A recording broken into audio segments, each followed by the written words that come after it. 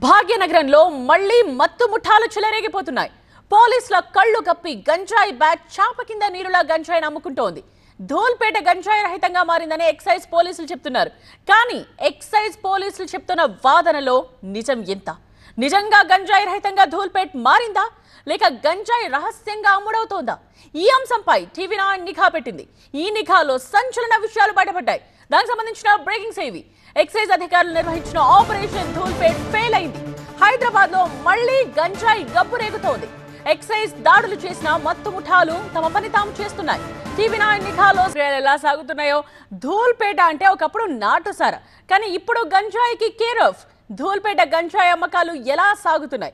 మత్తు ముఠాల మోడస్ ఆపరాండి ఎలా ఉంది? పోలీసుల కళ్ళు కప్పి ఈ ముఠాలు ఎలా కార్యకలాపాలు సాగిస్తున్నాయి? దానికి సంబంధించిన బ్రేకింగ్స్ ఏవి? పోలీసులకు అనుమానం రాకుండా కోడ్ లాంగ్వేజ్ వాడతాయి ఈ గంజాయి ముఠాలు. మైనర్లను ఏజెంట్లుగా నియమించి గంజాయి విక్రయాలు సాగుతున్నాయి. గంజాయి అమ్మితే భారీగా కమిషన్స్ ఇస్తోంది మాఫియా. దోస, మాల్, పురి వంటి పేర్లతో విక్రయాలు జరుగుతూ ఉన్నాయి. ఈ పేర్లతో పిలుచుకుంటే ఎవరికి అనుమానం రాదని ఈ స్కెచ్ గీసినట్టుగా అర్థమవుతోంది. దోస అంటే 12 జాయింట్లతో కూడిన పేపర్ అనే అర్థం. దోస పేరుతో నాణ్యమైన గంజాయి ఖరీదు 1200 రూపాయలు. మాల్ పేరుతో అమ్మే గంజాయి విలువ 800 రూపాయలు. పుడి పేరుతో విక్రయించే గంజాయి విలువ 500 రూపాయలు. మాల్ మంచి దొరుకుతాయా అరకులో?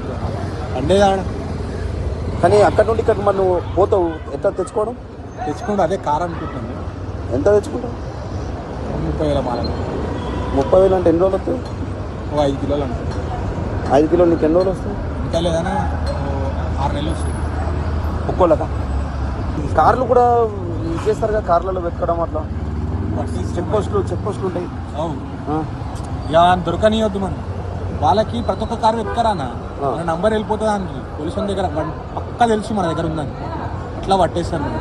అచ్చా, వీళ్ళతో వాళ్ళకి లింక్స్ ఉంటాము. పోలీసు వాళ్ళకి లింక్ ఉంటే ఆడు మనకు బలిపించుకుంటుంది. ఆడ మనం వేలు పెట్టి ఉంటాము. 2-3 చెక్ పోస్టులు దాటంగానే పట్టేస్తారు మనకి. మన బండి కలర్తో సహా చెప్తారా, బండి నంబరే కాదు. ఇది ఫుల్ బట్టలు లాగు తీయని నచ్చాను. దమ్ కొడితే దమ్ నచ్చనేవి. ఒక్క జాయింట్ కొట్టావు? స్లిమ్ రిజ్లా చేసుకుంటా.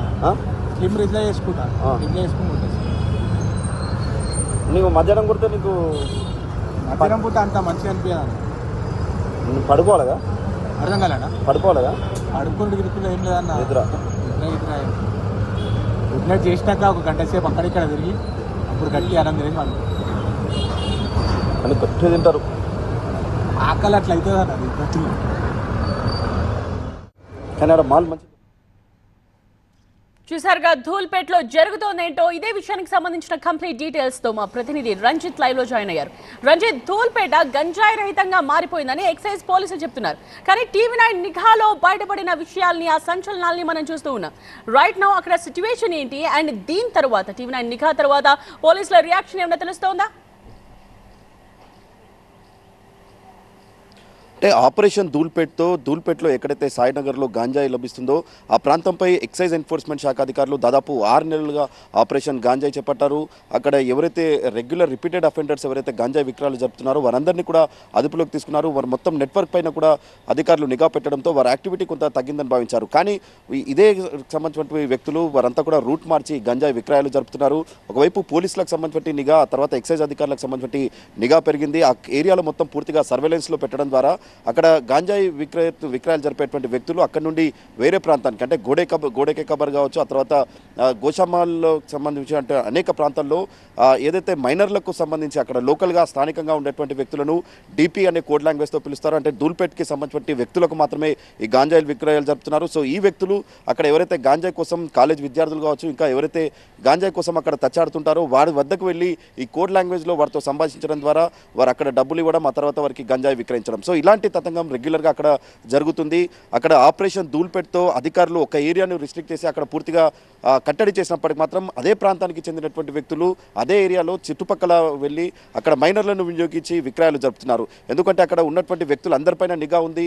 వాళ్ళు గాంజాయి విక్రయించే పరిస్థితి లేదు కాబట్టి మైనర్లను ఏజెంట్లుగా పెట్టుకుని ఈ గాంజాయి విక్రయిస్తున్నారు. టీవీ9 నిఘాలో కూడా ఒక మైనర్ ఏదైతే దాదాపు 13 సంవత్సరాలు ఉన్నటువంటి వ్యక్తి ఆయన గాంజాయి విక్రయాలు జరుపుతూ కూడా టీవీ9 నిఘాలో బయటపట్టింది. మనం వాస్తవంగా ఎవరి పొజిషన్లో ఉన్నా కానీ కూడా ఈ గాంజాయిని మనం చూపెట్టకూడదు. కానీ టీవీ9 నిఘాలో అక్కడ చేపట్టిన తర్వాత దీన్ని కోడ్ లాంగ్వేజ్ అంటే దోష అనేటువంటి నాణ్యమైనటువంటి కోడ్ లాంగ్వేజ్తో పిలుస్తారు. దీన్ని దాదాపు 1200 రూపాయలు ఖరీదు చేసేటువంటి ఈ నాణ్యమైనటువంటి గాంజాయి ధర దోశ అని పిలుస్తారు. ఆ తర్వాత మాల్ అనేటువంటి కోడ్ లాంగ్వేజ్ ఉపయోగిస్తారు. ఆ తర్వాత పుడి అనేటువంటి కోడ్ లాంగ్వేజ్తో కూడా ఉపయోగిస్తారు. సో ఇలాంటి గాంజాయిని అక్కడ విచ్చలివిడిగా మైనర్ల చేత విక్రయాలు జరిపిస్తున్నారు. సో TV9 చేపట్టినటువంటి నిఘాలో అనేక విషయాలు అక్కడ ఉన్నటువంటి చాలామంది ఎవరైతే గాంజాయి కొనుగోలు చేసేందుకు వచ్చేటువంటి వ్యక్తులు కూడా అనేక సుదూర ప్రాంతాల నుంచి వస్తున్నారు. ఎందుకంటే ఖచ్చితంగా ధూల్పేటలో గాంజాయి దొరుకుతుంది. అక్కడ ఉండేటువంటి వ్యక్తులు తమను ఆశ్రయిస్తారు. ఆ తర్వాత వాళ్ళతో మాట్లాడిన తర్వాత ఖచ్చితంగా గాంజాయి దొరుకుతుందన్నటువంటి ధీమాతోటే చాలామంది ఇంకా ఇప్పటికీ ఆ ఏరియాకు విద్యార్థులు వెళ్ళి ఇలాంటి గాంజాయిని కొనుగోలు చేస్తున్న ఉదంతాలు అయితే బయటపడుతున్నాయి. ఖచ్చితంగా TV9 అక్కడ జరిపినటువంటి నిఘా ద్వారా బయటపడినటువంటి అన్ని అంశాలను కూడా ఎక్సైజ్ శాఖ అధికారుల దృష్టికి తీసుకెళ్తాం. దొరికినటువంటి గాంజాయిని కూడా ఎక్సైజ్ అధికారులకు అప్పచెప్తాం.